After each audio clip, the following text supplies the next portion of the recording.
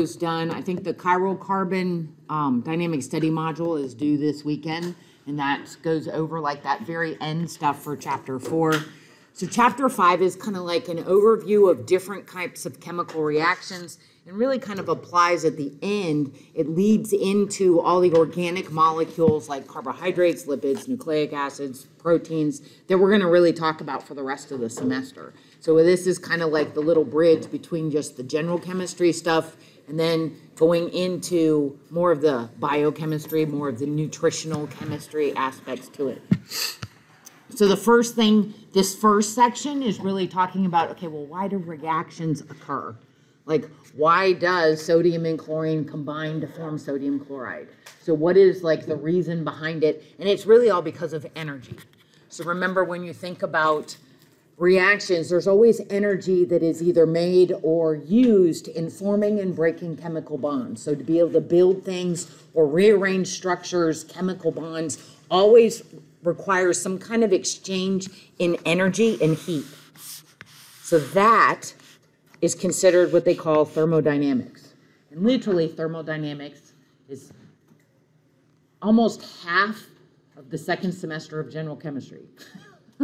Okay, like trying to figure out like the amount of energy for this reaction, that reaction, to have multiple reactions come together. Like it's a huge chunk.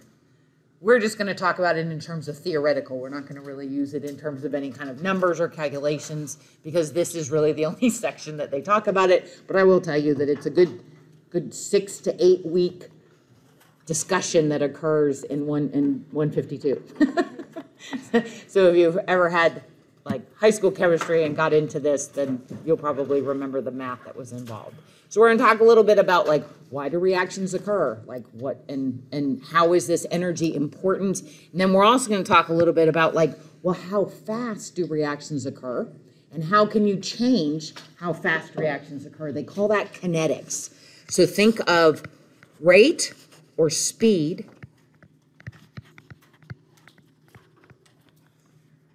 That's really kinetics.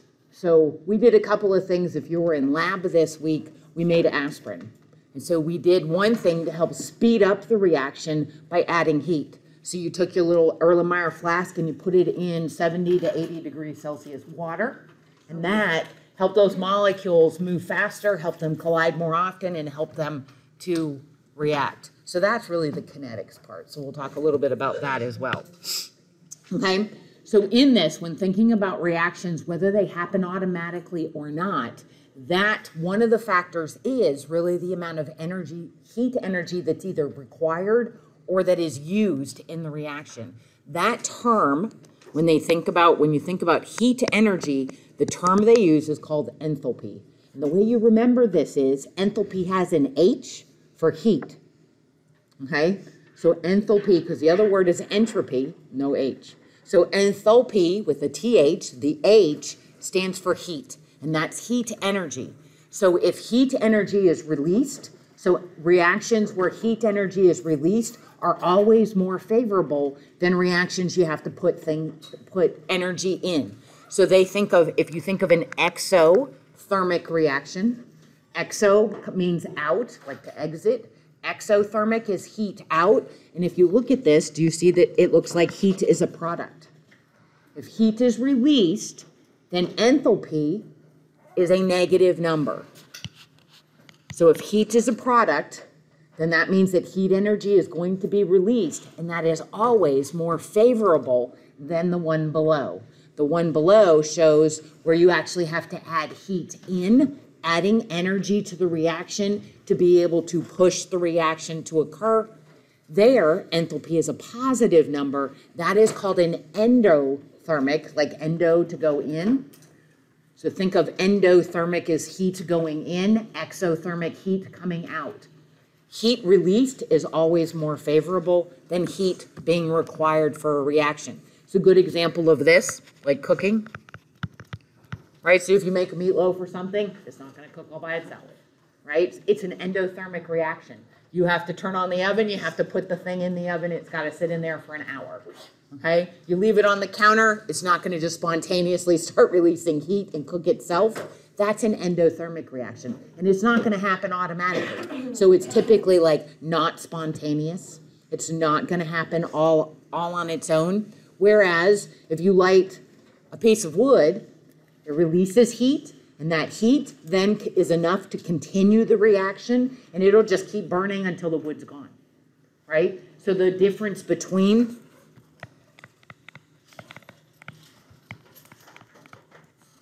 if heat's released, much more favorable, exothermic. Heat has to go in cooking food, not spontaneous. You've got to actually add energy to get it to happen. So that is a big factor on whether or not reactions occur. Second one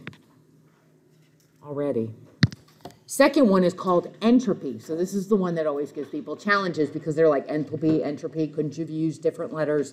No, of course not, okay? So entropy, this is disorder.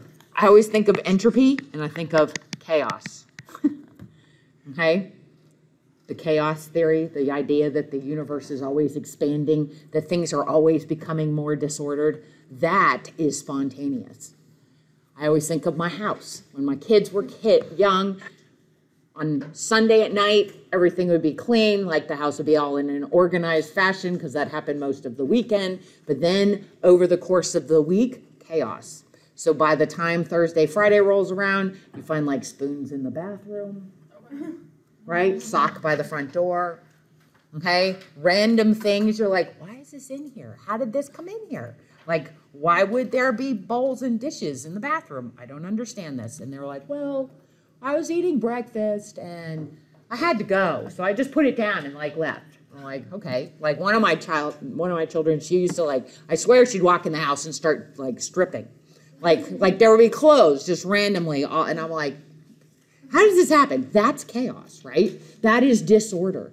Disorder is spontaneous, right? Things kind of getting out of place, things ending up being not so organized, that's spontaneous.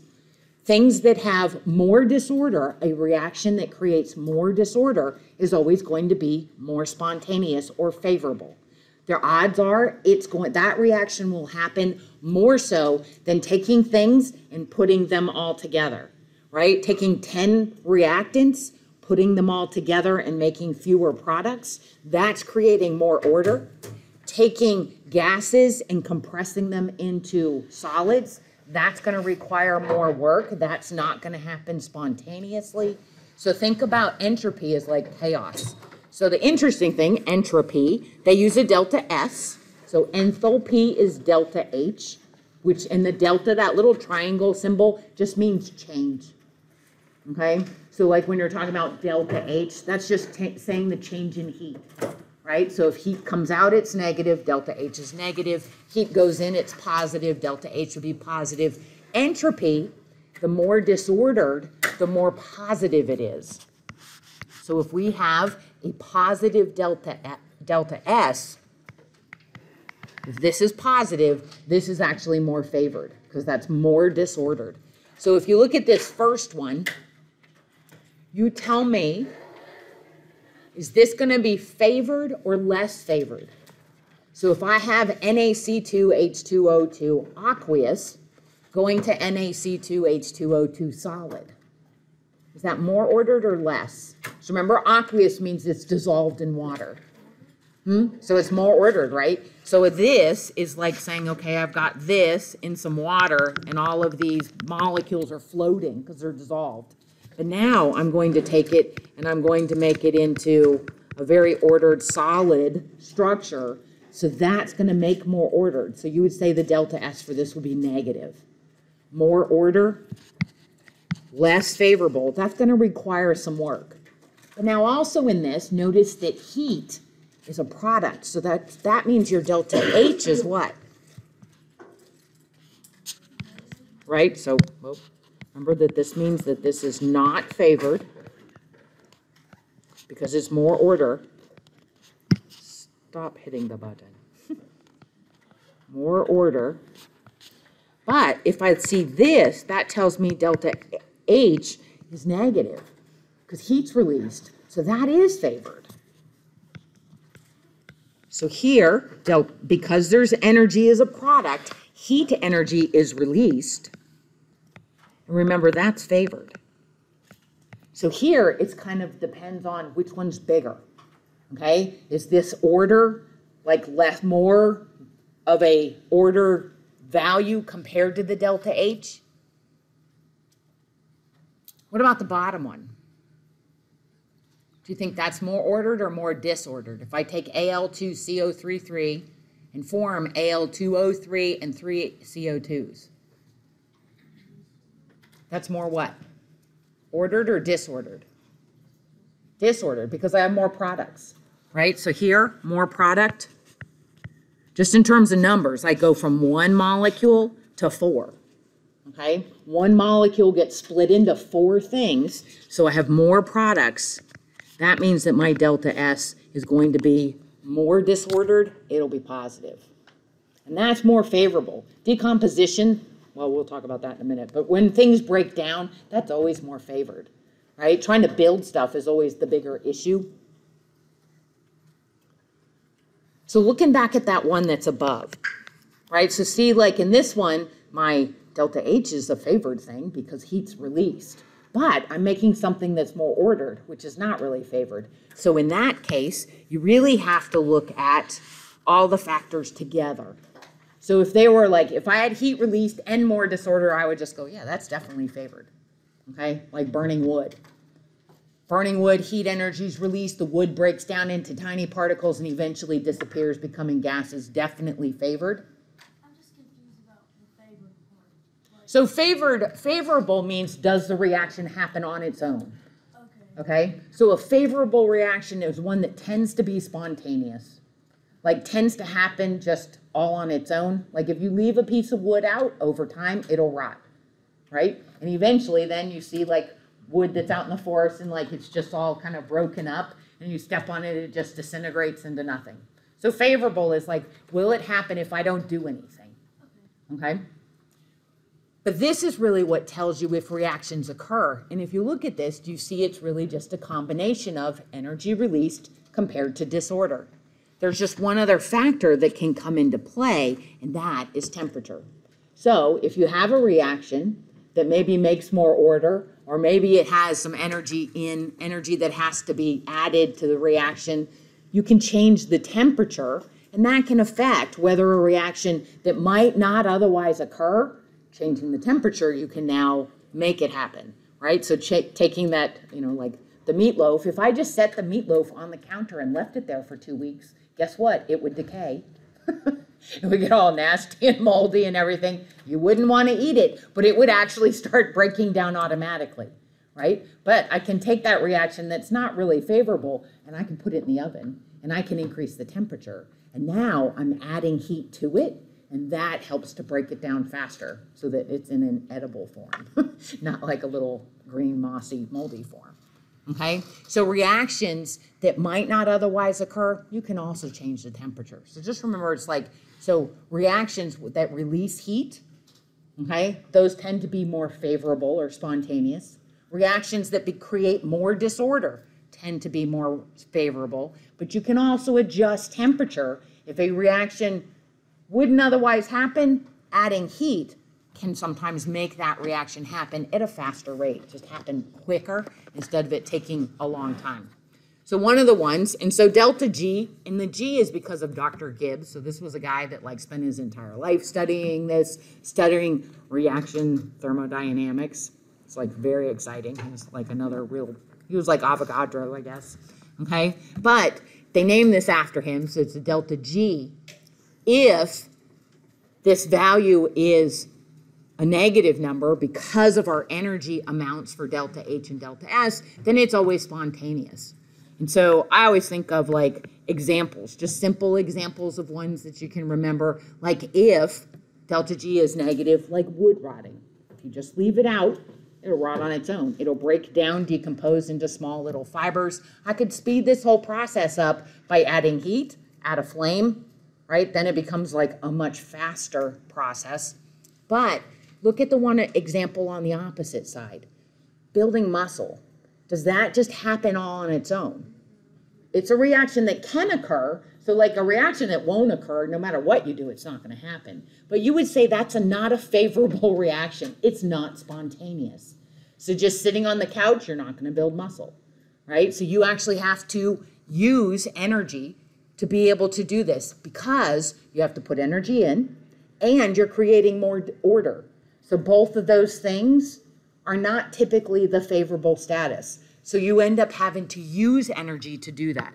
Well, that's pretty much what your cells do all the time. I like their little analogy. They're like a reaction that is spontaneous is like going downstream in a canoe, right? You can just sit there, like it just happens, okay? So that would be things that create more disorder, those that release energy. Going upstream is the whole building muscle idea, okay? If you're trying to paddle upstream, they say it's like trying to herd cats, okay? It's a big challenge just because they're all over the place. Same thing. You're going to put a lot of energy into paddling as hard as you can when you're trying to go against the current. You can still do it, but it's going to require more energy to make that thing happen.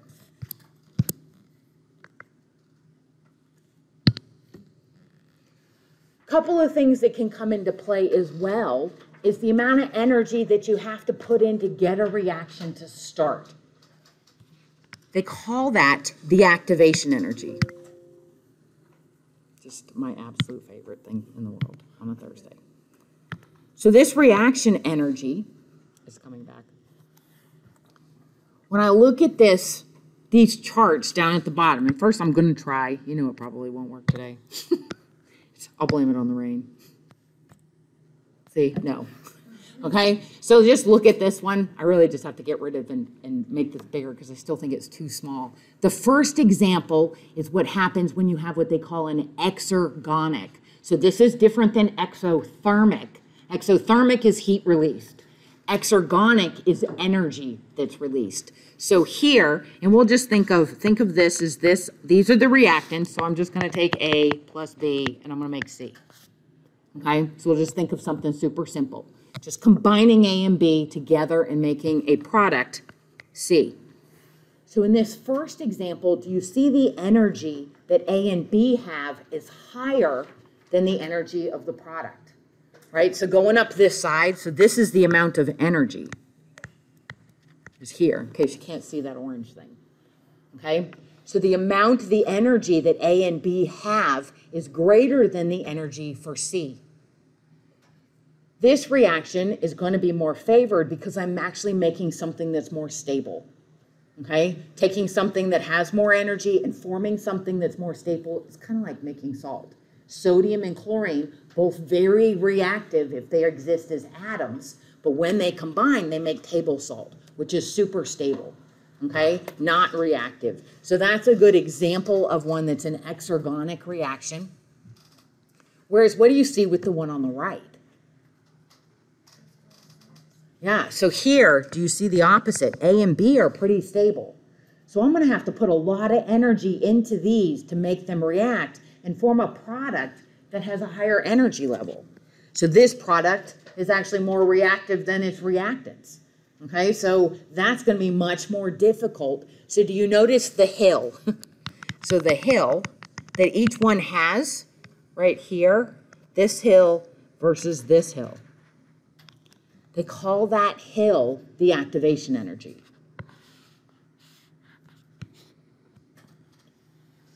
Exergonic reactions have a really small hill and energy ends up being released.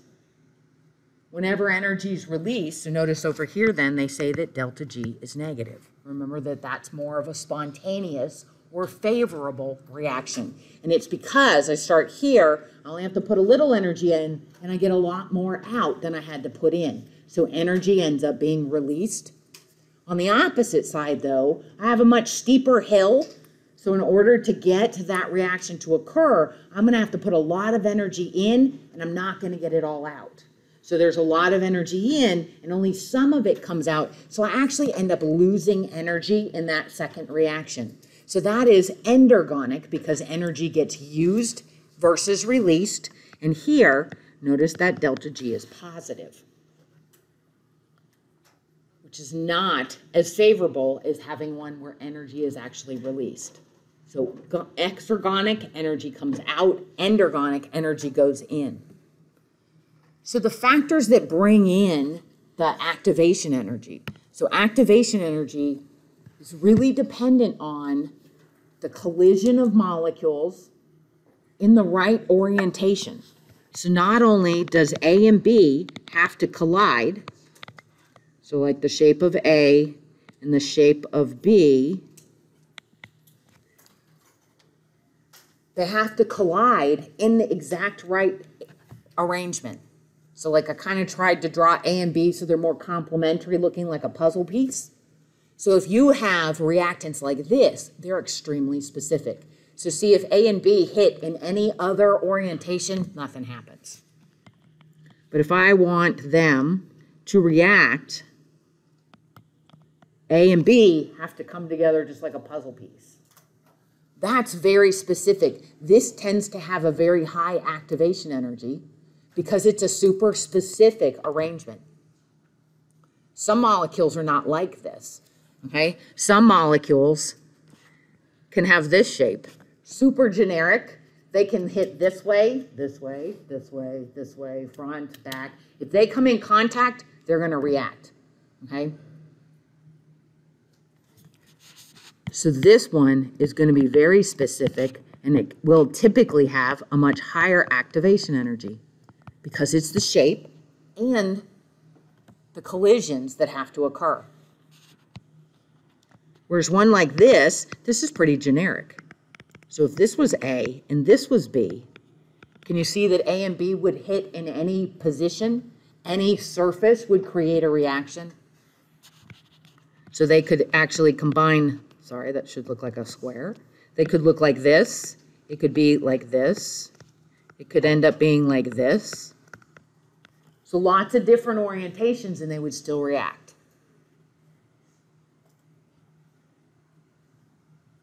So example like this, so TNT, trinitrotoluene.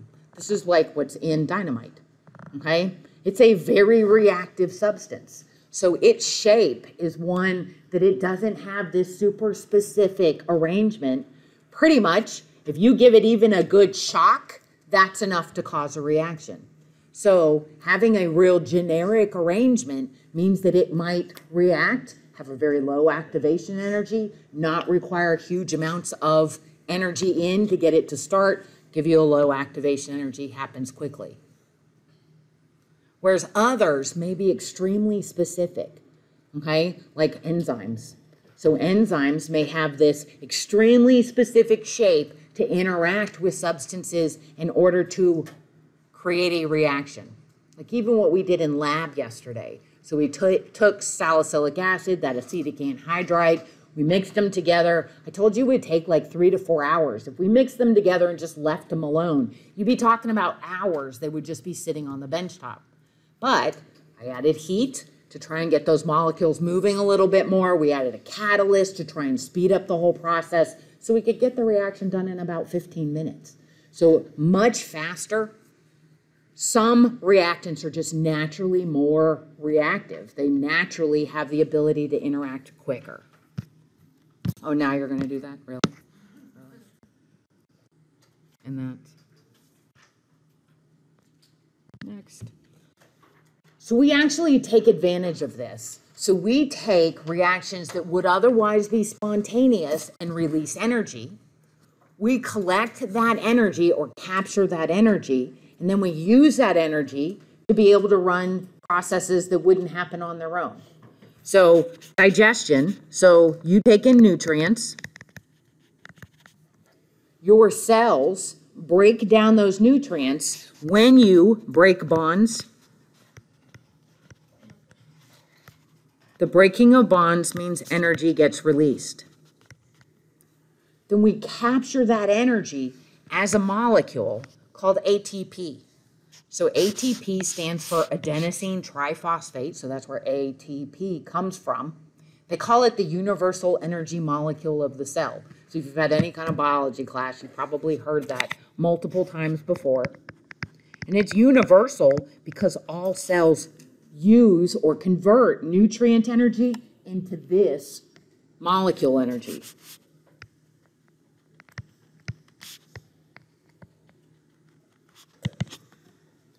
But then that energy, this ATP molecule, can now run processes that are high energy demanding. So if you want to build muscle, like showing the person running up the stairs, right? Building muscle, growth, repair.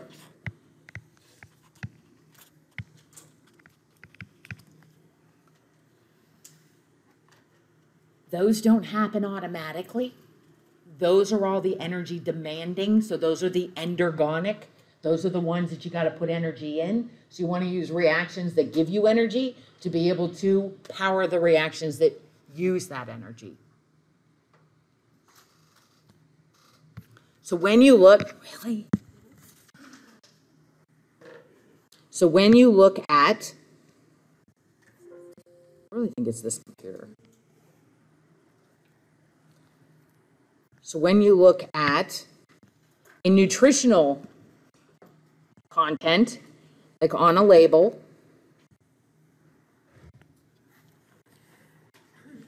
looking at nutrition facts, you will see the 3 basic nutrient types are listed. So if you look, you can see fats, carbohydrates, and protein. Okay, so there's fats, and they actually give you details about fats. We'll talk about the difference between those. So they tell you in this one has trans fats, also has saturated fats, even tells you cholesterol, which is another type of lipid. It tells you total carbohydrates. We'll talk about that in the next chapter, carbohydrates. It tells you dietary fiber as well as sugars. So they kind of split these nutrients out a little bit more. And then protein just tells you protein. Doesn't tell you anything else. Doesn't split it up. It's just protein. Okay? So in these, there are a specific amount of energy you can get for each gram of these nutrients.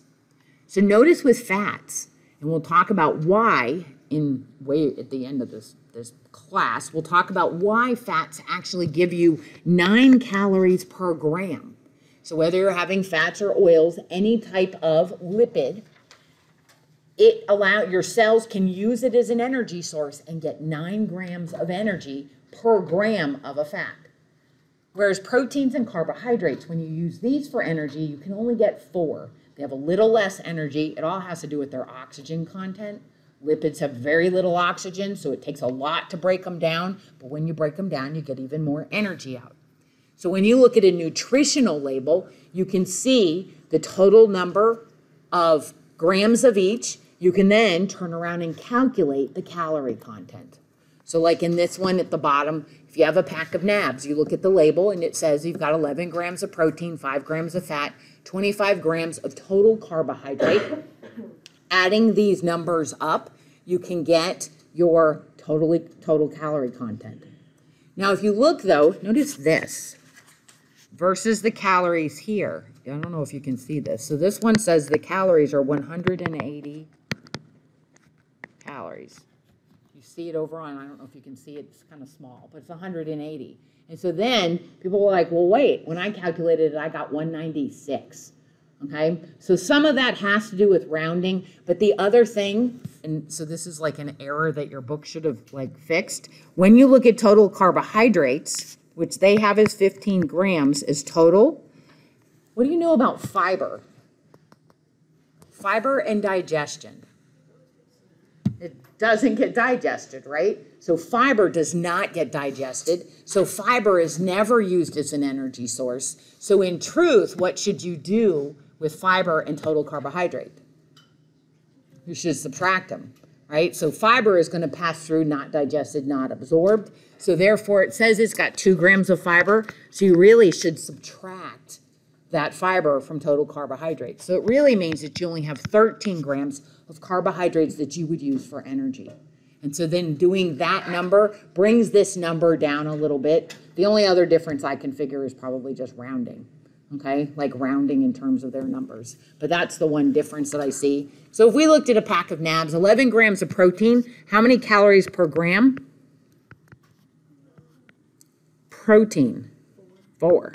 So 4 calories per 1 gram. So that means that would be 44 calories, right? It's just 11 times 4. But the 5 grams of fat would get multiplied by 9. So that one would be a 9 calories per 1 gram. So that would be 45, just 9 times 5. 25 grams of total carbohydrate. Don't tell you the fiber, so we'll have to use it as it is. 25 grams times 4. So it'd be 4 calories per 1 gram. So 4 times 25 is 100. Then I would just add those up. Okay, so it's pretty straightforward. Adding them up, so that would be 189 calories. Since I added those, everything is at the ones place. So remember, in adding in terms of rounding, so I would just use those numbers as they are. So we have 189 calories in that pack.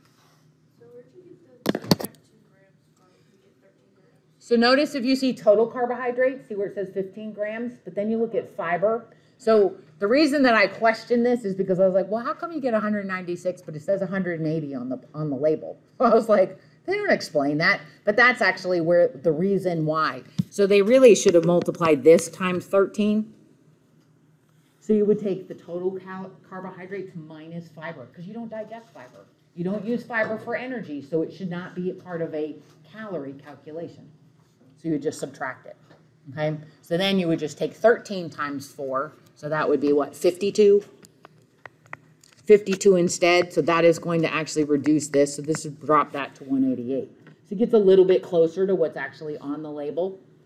The only other thing I could tell you is they just probably had their gram amounts out to a decimal place, and they didn't include it, like they're not going to include 0.5 or 0.3 on a nutritional label. They're just going to round to whole numbers. So that's probably the reason why they ended up with 180. It just sort of confused me. Okay? So when you look at foods, now you tell me, first let's look at fruits. So let's look at apple and orange juice. You tell me, fruits, what is the primary nutrient calorie that you see? Almost all carbohydrates. Okay? So these are carbs. Notice how little the protein and the fat content are when you look at orange juice and you look at an apple. Okay, so now let's flip and look at your grains. So bread and rice, corn. What do you see? Yeah, okay, like 10 times more carbs than any others. Yes, there is some protein. So you can get protein from grains, but it's literally like a 10 to 1. For every 1 part protein, you've got 10 times more carbohydrate. So grains are very high in carbohydrates too. We will talk about this in the next chapter because there is some difference between like your fibers containing carbohydrates versus the sugars, right? So poly versus mono and disaccharides. So we'll talk about that. So then let's look at the animal products on this list. So animal products are what? Egg and steak, okay? So animal products, what do you notice that they are a equal or very close to combination of fats and proteins, okay? So animal products, you get a equal, almost equal, sometimes more, like look at the steak. Yes, everybody's like, oh, meat has so much protein in it. Well, it's actually got more fat in it than it has protein in it. So you notice that difference, like almost 50% more with the steak, but it is a protein and fat source. And then butter. So where does butter come from?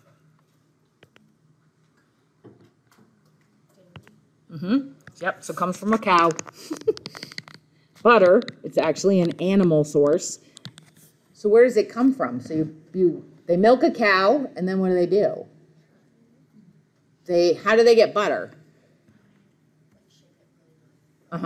So they don't just take milk and shake it. First, they have to remove what?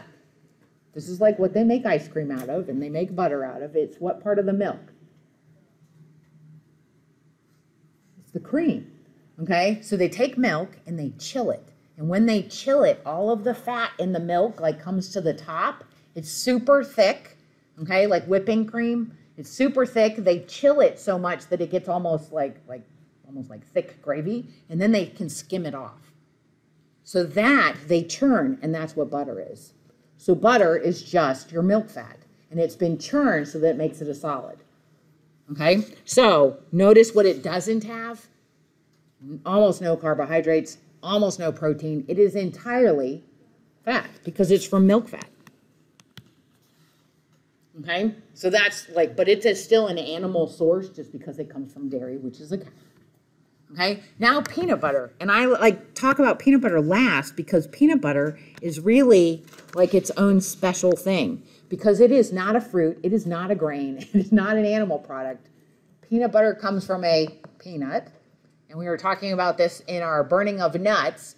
Peanuts are not a nut, they're a bean. Peanuts actually grow under the ground. Does everybody know that? Okay. Sometimes people don't know that, so that's why it's actually a bean, which is called a legume. That's its like fancy name. Okay. And so look at it. It's really the only one on this list that has all three. You notice that? So there's carbohydrates and proteins in almost equal amounts, still more fat. Okay. And I will tell you a peanut. This is what the peanut plant uses to provide nutrients for its little seed. So the nut is actually like the seed, because you know it's inside its little shell. Okay, so it makes its little peanuts that grows in the ground. If you took the peanut and you planted it, the carbohydrates, fats, and protein are actually the nutrients for the new plant to use until they can make their own stem and leaves and start making their own energy. So that's really like most of your nuts are actually like the seed from the tree or the seed from our bean. That's what a lot of your grains and everything are. But nuts or beans specifically typically like pack all three nutrients around its little embryo so that when that little new plant starts to grow, it'll actually use these nutrients until it can build its own.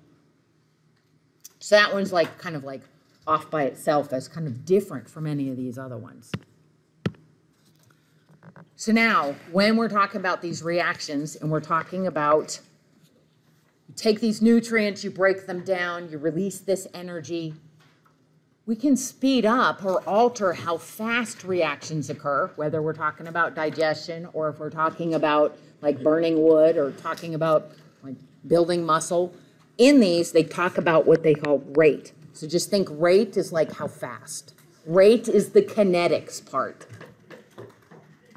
Remember that reactants have to collide, and they have to collide in the right orientation. So some reactants, they don't care about the orientation, they'll react anyways. But a lot of them, they have to sit together in a specific way. And I always think of like Legos, right? If you put two Legos side by side, they don't stick together. But once you link them together, now they like don't come apart. So they're like stuck together and you can start to build all kinds of stuff. So the reactants in a way may have that type of specific orientation in order for reactions to occur. So here's your example. So we'll say, again, we'll just use the very simple A plus B makes C. But I'm going to say that A is the little red ball. So that is A. That B is the larger blue. And C is the combination of the two. Okay, so this one's B. And then this is C. So it's going to be this. Okay? So when you're looking at this container, do you see that all of them are there? So I mixed A and B, and in A, this is sort of like normal. I just mixed them. I mixed them together, and you see like I have one product, one molecule product. So what happens in B? One, what's the thing you see underneath the container? Heat, flames. Okay, but then when you look in the container, what do those molecules look like they're doing? Okay, shaking, vibrating, or they look kind of like they're moving. They kind of like the little like thing behind them. It's supposed to like make them look like maybe they're moving faster. Because remember, temperature is a measure of the vibrational activity of the molecules. So when you heat them, they vibrate faster. Okay? If they can move, then that means they're going to start moving faster. If they move faster, what's going to happen with collisions? They're going to collide more often, right? So if I increase the vibration, I'm going to potentially increase the ability or increase the number of collisions. And remember that plays a part in activation energy.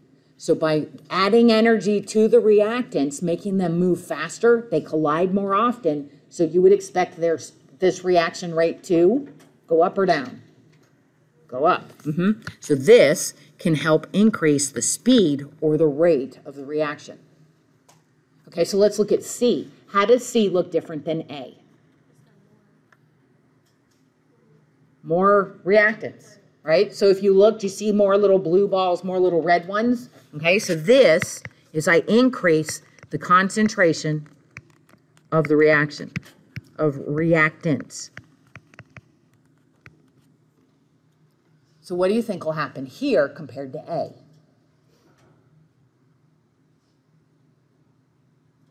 So they might be at the same temperature. A and C are at the same temperature. But if I put more reactants together, what do you think might happen? They're going to have more collisions just because there's more of them. So the odds are, even if they're moving, the odds are, because there's more of them, that they're still going to end up hitting each other more often. So I'll have more collisions, and that will do what to the rate? Hopefully, that's going to increase your rate. So my example with this is my method of starting charcoal. So I don't know if you've ever tried to start charcoal. You make the little pile, you squirt some lighter fluid on it, you throw the match, it lights, great. So like, I would then go in the house, like continue, come back out with these hamburgers thinking like it's time, and they went out. I don't have time for this. Yeah, that's why I have a gas grill. Okay, I'm not like the charcoal person anymore. Like that quickly went by the wayside in my life. Well, I ain't got time for it, okay?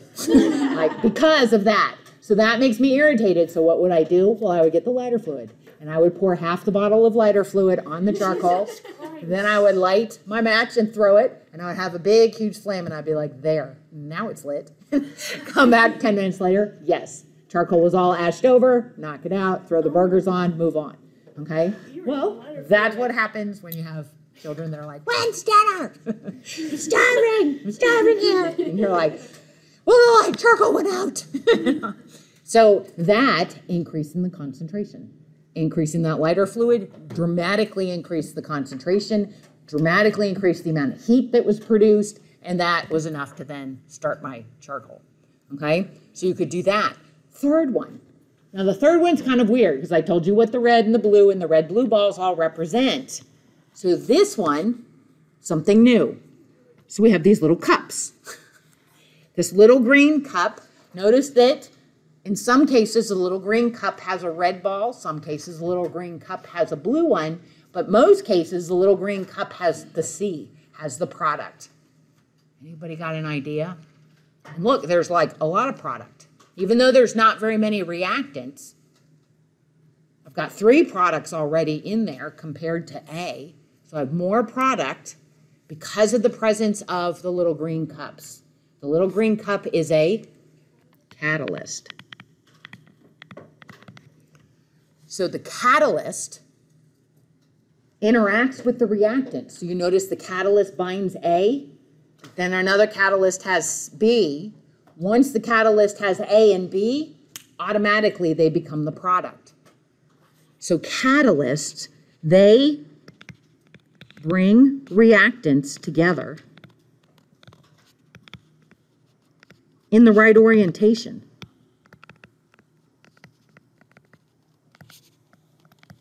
And what's that going to do to the activation energy? Well, it's going to speed up the reaction, but what will happen to the activation energy? Remember, the activation energy is the collisions in the right orientation. So now it's bringing them together correctly. So it's taking this and putting them together exactly the way they should be. So the activation energy goes down, okay? It lowers the activation energy, and that's going to allow that reaction. It doesn't have to have as much energy present for the reaction to occur. So notice A and D, even though I have the same number of like reactants, have a lot more product because of the presence of the catalyst. So it lowers the activation energy because it brings them together, makes them collide in the right orientation. So that's really like the reason that activation energy is what it is. We did this in lab. So in lab, You took your salicylic acid, the little white powdery flakes, and you took your acetic anhydride, the stinky vinegar liquid. Mix them together in that flask, but then you added 5 drops of sulfuric acid. So sulfuric acid, in this case, created an acidic environment so that those reactants would come in contact with each other more often, okay? In the right orientation, it would make them more reactive, lowering that activation energy. And that in combination, what we did B as well, we heated it. So we actually used both of these as a way to speed up the reaction. So something that would otherwise take hours only ended up taking 15 minutes. And really and honestly, it was over in 5. Okay, I just like to leave it in there 15 minutes just to make sure. Just for some that like might need a little extra time. Okay, so examples of catalysts that you were going to talk about and see from anytime you talk about living structures is you always talk about enzymes. So enzymes are organic catalysts. These are catalysts that you find in living systems, and they do exactly the same thing. So this picture down at the bottom, I'm not even going to try and zoom in because you have to look at it. The picture that's down at the bottom, see the shape of the enzyme? So the enzyme is like the blue looking circle, but notice it's got this specific shape. That shape, they call it the active site because that shape is really the most important part. That shape is where the reactants fit. So if you look at our reactants, and so like remember these would be A and B, okay? So the green A fits on the enzyme in only one orientation. So see how that little green with the little, looks almost like a weird arrow, that green piece fits right in on that enzyme. B with its little rounded peg fits exactly in so that it puts them side by side in the right orientation. So if we look at this reaction that might be an endergonic reaction, remember that this means that activation energy, you got to put a lot of energy in, you don't get as much out. This reaction might be very slow to occur, not very favorable, but once I add an enzyme, now these will only have a hill like this. So it's going to greatly lower that activation energy, and that's going to help to speed it up. So this one is the activation energy with an enzyme, with a catalyst added in. It's estimated that you have in your body about 25,000 different enzymes, okay? A lot of different enzymes, and many of them are super specific like this. So these enzymes only interact with certain things.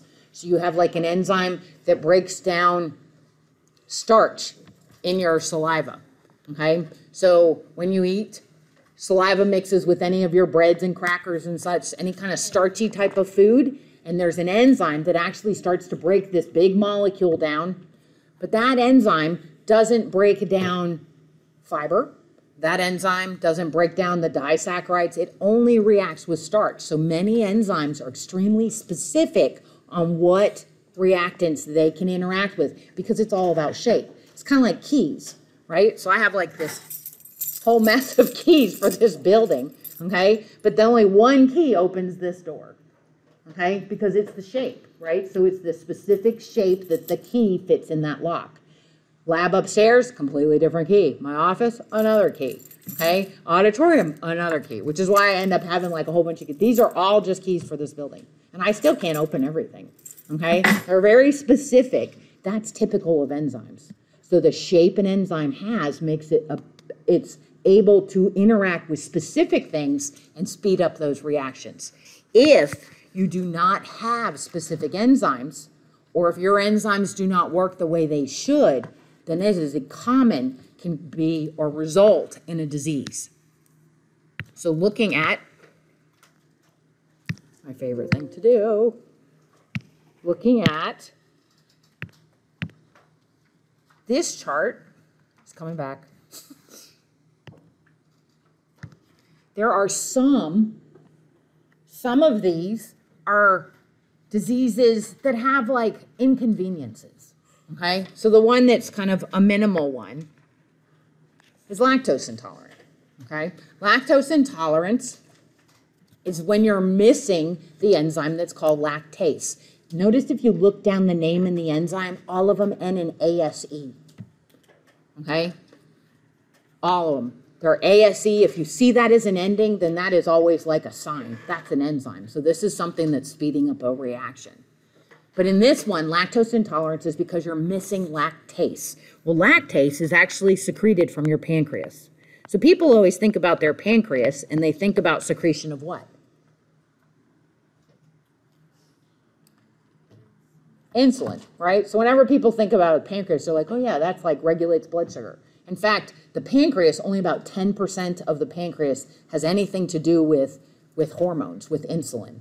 90% of your pancreas is digestive enzymes. So your pancreas secretes lots of, they call it digestive juice, which sounds wonderful, okay? Lots of digestive juice, and this gets dumped into your small intestine.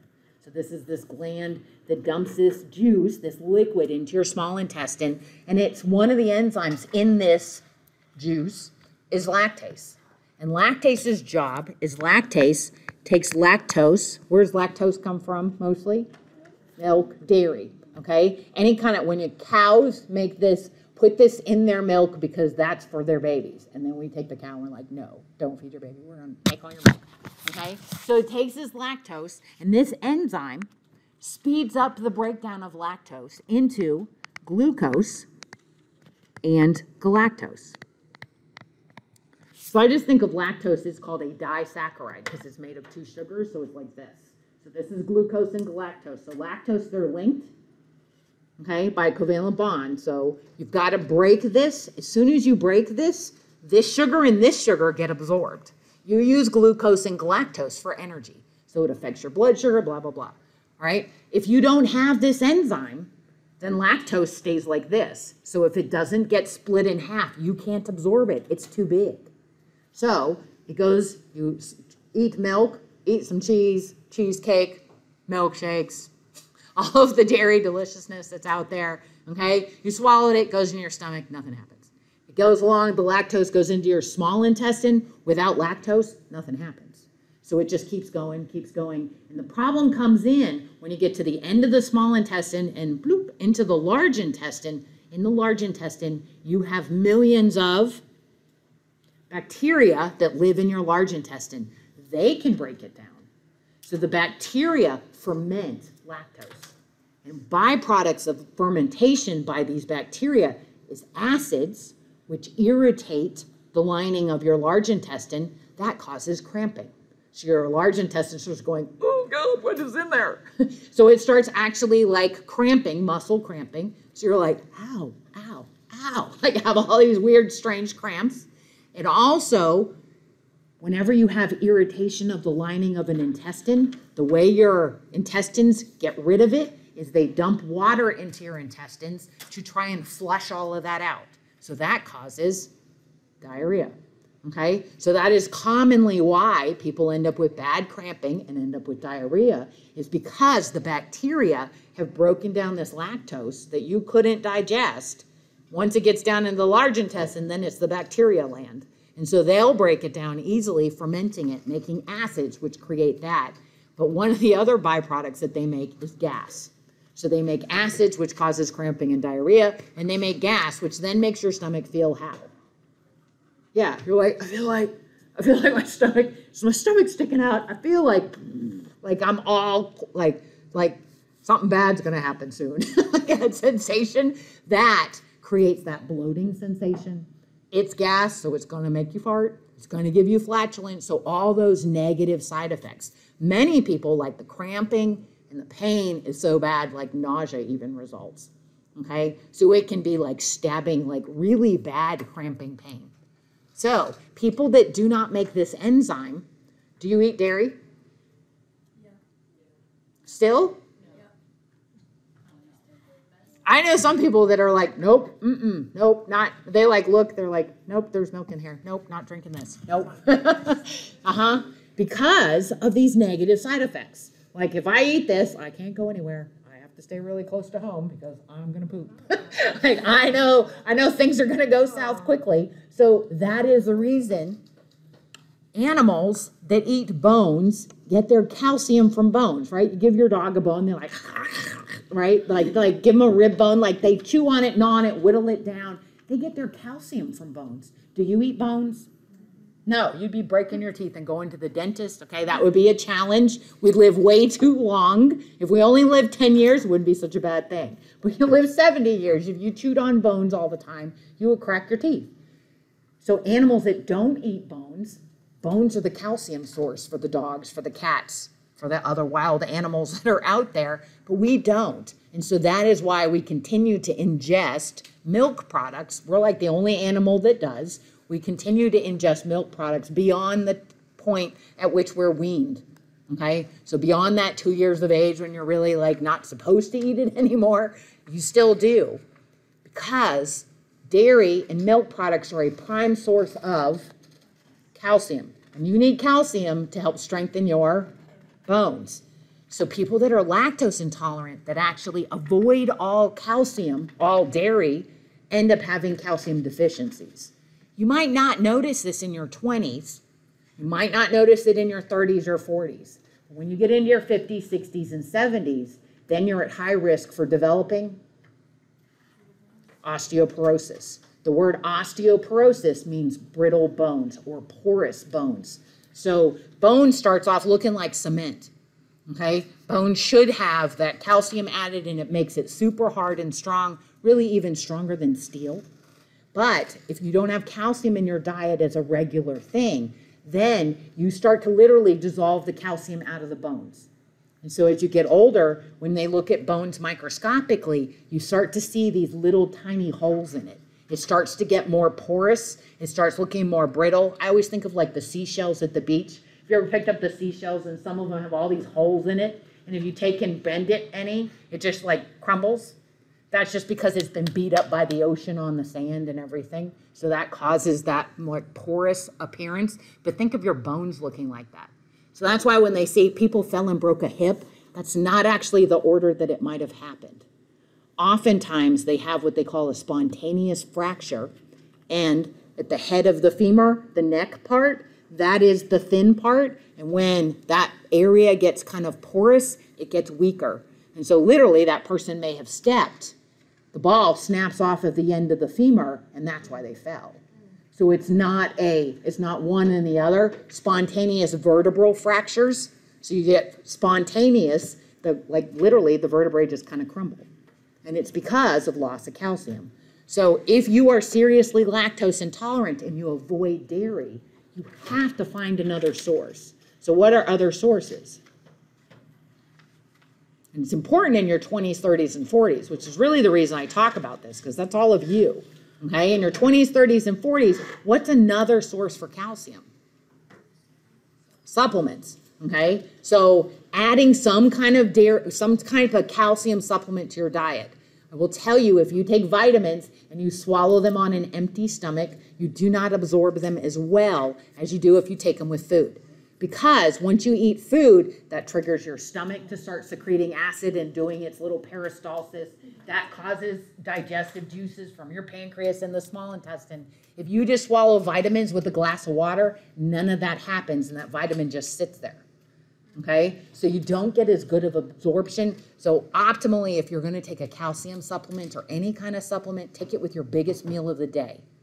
Some people lunch is, some people dinner is, but that's really the best time to take a vitamin, is to try and take it during the biggest meal of the day to optimize absorption. But it's really important that you do this in the 20s, 30s, and 40s, because there are like the little skinny twiggy models that have osteoporosis in their 40s. Why? Because they just didn't ingest, one, enough calories, but two, enough calcium in their diet. And so it's not something that only happens to like the grandma, okay? So they'll start talking about bone density and all kinds of other craziness when you start getting into your 60s. So that and weight-bearing exercise, both of those really improve the density of bones. Other way you can get calcium besides supplements, there actually is dairy products that are out there that have reduced lactose. Some of them are lactose-free. I'm sure you've seen the weird commercials with the cows, right? The Lactaid commercials. All that is dairy milk That is not like some strange milk that you've never seen before. It actually is milk from a cow, but they add this enzyme. So they just take it, process it exactly the same, but they add lactase to it to break down the lactose. That's the only thing that is changed in that milk. Some people say it tastes a little sweeter. Like some people say it kind of has a sweeter taste, but that's because lactose is one of the least sweet sugars out there. Glucose and galactose are sweeter. And so that would naturally mean that your milk would have a little bit sweeter flavor to it. It's not because they add extra sugar or anything. It's just that they actually took this enzyme and broke the lactose down. That way you get none of the side effects. So glucose and galactose get absorbed normally. And so the bacteria never get a hold of it. Never causes any of those fermentation problems. So that one's just it's really inconvenient. But in all honesty, like osteoporosis is a very real issue, okay, and a very big problem if you don't get any kind of dairy because of lactose intolerance. What about albinism? So this one can be a little more serious. So this is when you're missing an enzyme that is required in order to make melanin. So melanin collects in your hair, melanin collects in your skin. Melanin is even responsible for the pigmentation that you see in the eyes. So if you don't make melanin, you're an albino. So what color skin do you notice? Extremely pale. Some people say they almost look like their skin's translucent. Yes, Ross is like, okay. What color is her hair? So it's kind of like a whitish blonde. It's very, very light in color. Like truly white hair is made because there's air bubbles in your hair shaft. That's the reason why it looks white. It's not just lack of pigment. It's the crazy white hair you end up with. But then also even true albinos, like if you've ever seen a white bunny rabbit, what color are their eyes? Red. A true albino doesn't even have pigmentation, and so the red of the irises is because of blood vessels. So it would actually have none, so that's why it looks pink, is because of blood vessels you're seeing. So what kind of problems do they have? If you don't make melanin, what does melanin do? Melanin is a natural what? Why do you make melanin? No, that vitamin D is actually, it's stored in the skin and it's stimulated by sunlight. Protects you from ultraviolet light. This is literally like you make a natural sunblock, right? So you go to the beach and put sunblock on. Melanin is a natural sunblock, right? The paler you are, the less melanin you make, okay?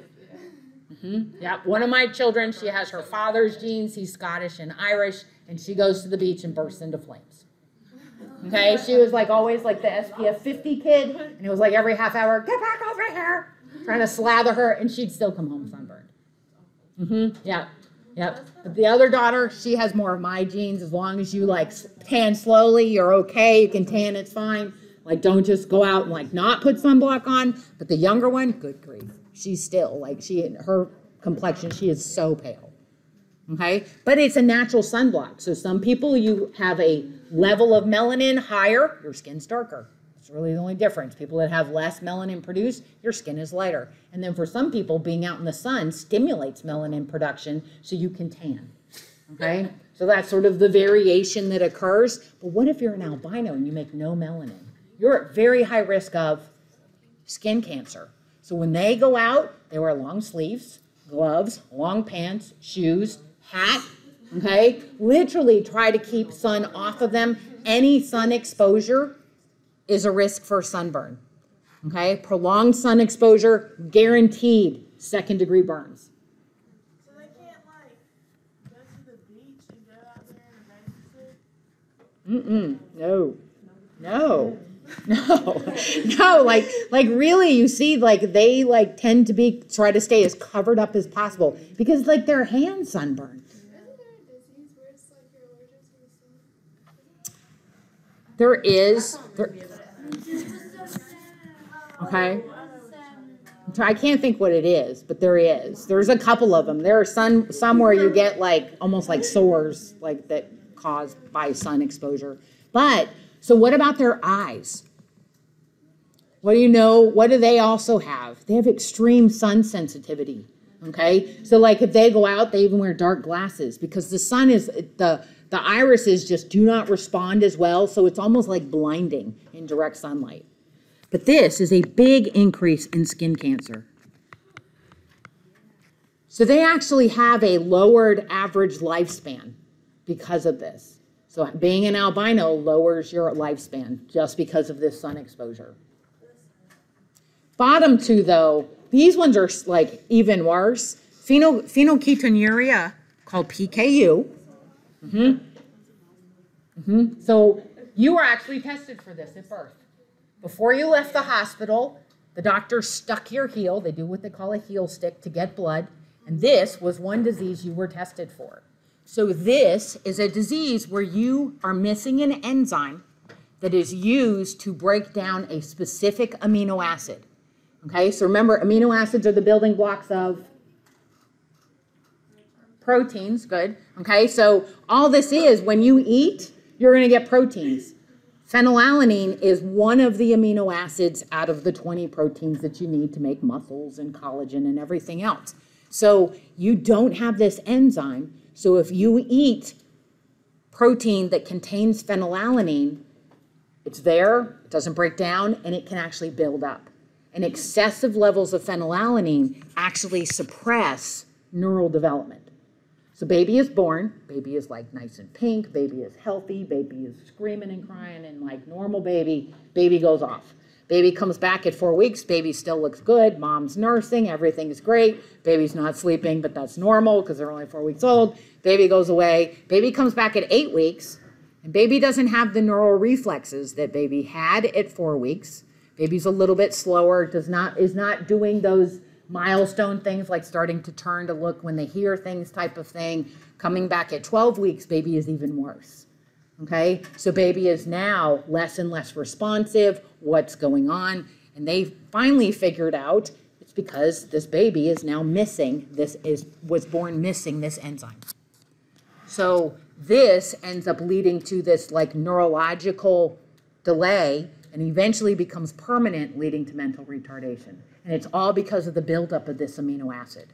So once they figured out this disease, they figured out a test for it. So they can test to see if you have higher levels of phenylalanine in your blood. And then they just put you on a diet low in phenylalanine. So if you have PKU and they put you on a low phenylalanine diet, really it's like a low protein diet, then you don't have any of these byproducts. And so as you grow, develop normally, you just try to limit high sources of phenylalanine and you don't have that problem, which is why everybody is tested at birth, okay? Because it's one that doesn't necessarily have to have all of these like long-term side effects, but it does if they don't know about it. So you didn't even know you were tested, but you were.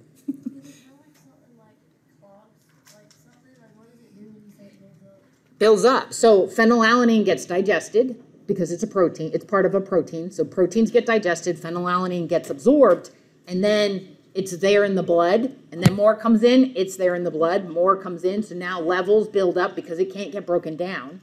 So now levels begin to increase in the blood, and then that ends up having this negative effect on neurological development. Okay, so last one, then I'll let you go. So the last one is Tay-Sachs. So Tay-Sachs is another inherited disease. So Tay-Sachs is when you're missing this enzyme. So this enzyme is hexoaminidase. And this enzyme is important in neural development. So how neurons like start to build connections to each other, how neurons like form those links. Without this enzyme, you can't do that. So again, baby is born normal, born like normal, but over time, you start to see this loss of neural function, and that leads to mental retardation. Unfortunately, they can test for this, but there is no cure for this.